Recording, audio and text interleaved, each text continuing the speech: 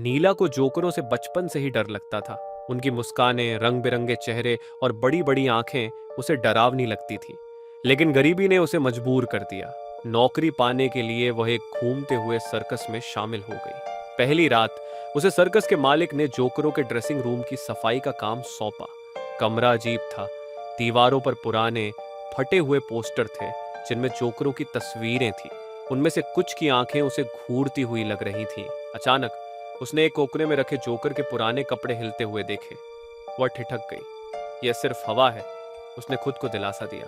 तभी एक हल्की हंसी सुनाई दी। वह पलटी तो देखा, एक जोकर का चेहरा मेकअप के बिना पीला और भयानक दरवाजे के पास झांक रहा था। तुम नहीं हो, वह धीरे से बोला। उसकी आवाज मानो किसी गहरे कुएं से आ रही थी। नीला ने भागने की कोशिश की, लेकिन कमरे का दरवाजा बंद हो चुका था। जोकर धीरे धीरे उसकी तरफ बढ़ रहा था। उसके लंबे नाखून कपड़ों के अंदर से झांक रहे थे। अब तुम भी हमारा हिस्सा बनोगी, उसने फुसफुसाया। अगली सुबह सर्कस में एक नया जोकर शामिल हो गया। उसकी मुस्कान दर्द से भरी थी और उसकी आंखों में नीला की दहशत अब हमेशा के लिए कैद हो गई थी।